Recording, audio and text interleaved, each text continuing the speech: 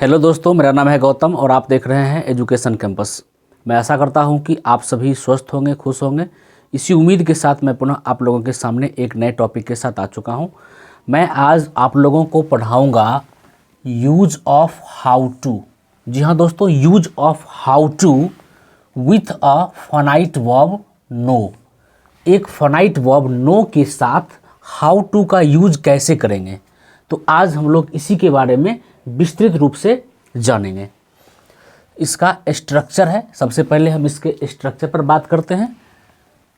तो in positive sense, मतलब positive sense में इसका स्ट्रक्चर क्या होता है उसको देखते हैं।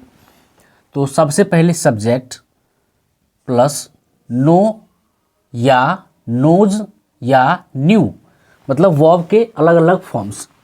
उसके बाद हाउ टू और उसके बाद V1 और उसके बाद ऑब्जेक्ट या कॉम्प्लीमेंट और उसके बाद एक्स्ट्रा। तो ये स्ट्रक्चर था पॉजिटिव सेंस में। अब हम लोग देखेंगे निगेटिव सेंस में उसका स्ट्रक्चर क्या होता है। तो निगेटिव सेंस में देखते हैं तो सब्जेक्ट प्लस डू या डज या डिड, ये तीनों अलग अलग फॉर्म्स हैं। उसके बाद नॉट, चूँकि निगेटिव कहने से ही मतलब होता है नकारात्मक वाक्य, तो यहाँ नॉट का यूज होना नेसेसरी होता है। उसके बाद नो, मतलब नो का V1, जब ये सारे डू डज और डिड लग जाते हैं तब जो नो फाइनाइट वर्ब है उसका V1 ही लगेगा। उसके बाद हाउ टू, उसके बाद V1, उसके बाद ऑब्जेक्ट या कॉम्प्लीमेंट और लास्ट में फिर से एक्स्ट्रा। तो ये दोनों स्ट्रक्चर थे पॉजिटिव सेंस के और निगेटिव सेंस के। अब हम लोग बढ़ेंगे इसके अलग अलग एग्जाम्पल्स की तरफ। तो देखते हैं सबसे पहले एग्जाम्पल्स ऑफ पॉजिटिव सेंस, मतलब पॉजिटिव सेंस में इसके एग्जाम्पल्स क्या क्या होते हैं, क्या क्या हैं। देखते हैं उसको अलग बारी बारी से। मैं गाड़ी चलाना जानता हूँ, मैं गाड़ी चलाना जानता हूँ, तो इसका हम लोग इंग्लिश में ट्रांसलेट इस तरह से करेंगे, I know how to drive a car. I know how to drive a car, मतलब मैं गाड़ी चलाना जानता हूँ। तो हम लोग इसको अब स्ट्रक्चर देखेंगे और उस पर इसको फिट करने का प्रयास करते हैं। तो सबसे पहले सब्जेक्ट के रूप में आई आया है, तो आई सब्जेक्ट हो गया। उसके बाद आई जो है, आई के हिसाब से यहाँ फाइनाइट वर्ब नो लगा है, तो यहाँ ये नो आ जाएगा। उसके बाद नोज और न्यू इससे हट जाएगा, चूँकि यह सिंपल प्रेजेंट टेंस का सेंटेंस है इसलिए। फिर उसके बाद हाउ टू, तो यहाँ हाउ और टू दोनों का यूज हुआ है। और हाउ टू के बाद V1, मतलब ड्राइव का जो वर्ब का जो फर्स्ट फॉर्म है उसका यूज हुआ है। और उसके बाद यहाँ ऑब्जेक्ट का यूज हुआ है अ कार। तो इस तरह से हम यहाँ देख रहे हैं कि पॉजिटिव का जो स्ट्रक्चर है उसी स्ट्रक्चर पर ये ट्रांसलेशन हुआ है, उसी बेस पर हमने इसको ट्रांसलेट किया है। अगला है वह खाना बनाना जानती है, तो इसका हो जाएगा translation she knows how to cook, she knows how to cook. अगला है वह काम करना जानता है, तो इसका हो जाएगा he knows how to walk, he knows how to walk. चूँकि यहाँ जो सब्जेक्ट है वह थर्ड पर्सन और सिंगुलर नंबर का है, इसीलिए जो यहाँ नो फाइनाइट वर्ब है उसमें नोज लगा है सिंपल प्रेजेंट टेंस में। उसके बाद हाउ टू का यूज हुआ है और उसके बाद लास्ट में जो V1 है वॉक, उसका यूज हुआ है। आगे है हम लोगों ने तैरना जाना, तो इसका ट्रांसलेशन है we knew how to swim, we knew how to swim. तो वी जो है वह यहाँ सब्जेक्ट का काम कर रहा है और न्यू जो है वह फाइनाइट वर्ब है और वह पास्ट टेंस में है, V2 में है।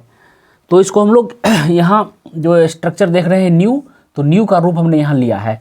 उसके बाद फिर से हाउ टू और फिर से V1 स्विम का यूज हुआ है।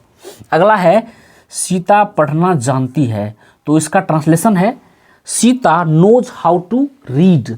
तो Sita third person singular number का सब्जेक्ट है, इसीलिए इसके साथ नोज का यूज हुआ है और उसके बाद हाउ टू, फिर रीड जो है वह V1 की तरह यूज हुआ है।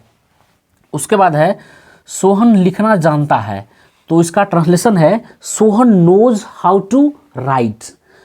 तो ये पॉजिटिव सेंस का जो स्ट्रक्चर था, मैंने कुछ सेंटेंस को लिया और उसको मैंने हिंदी से इंग्लिश में ट्रांसलेट करके यह दिखाया कि इस स्ट्रक्चर पर यह पूरी तरह से काम कर रहा है।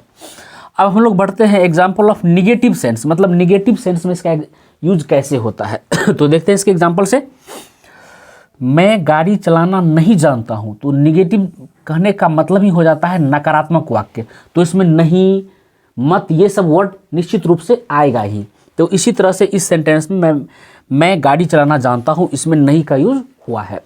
तो इसका ट्रांसलेशन है आई डू नॉट या डोंट, इस दोनों में से किसी एक का यूज करना है।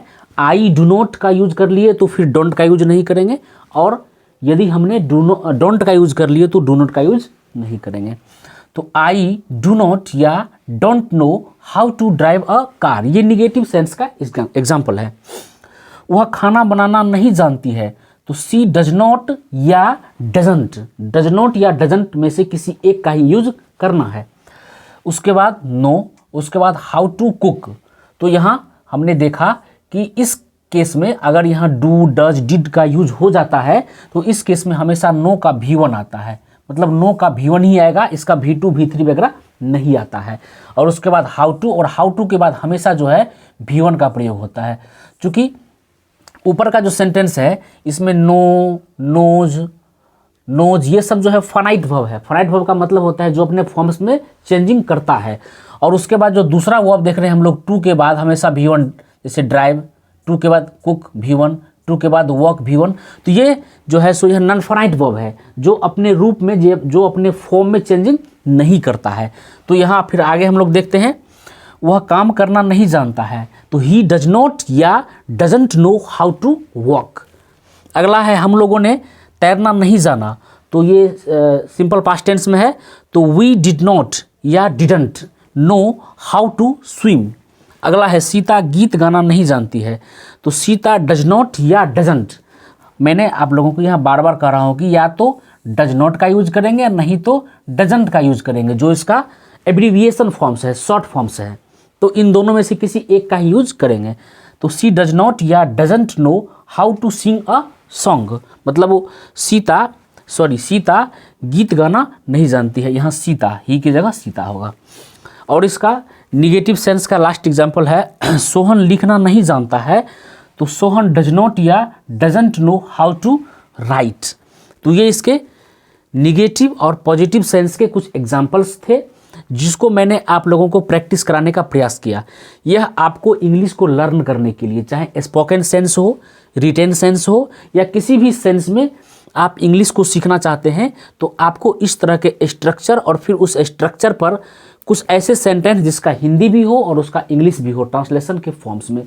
तो इसको अगर इस तरह से हम बारी बारी से देखेंगे और लर्न करने का प्रयास करेंगे तो काफ़ी आसानी से लर्न कर सकते हैं।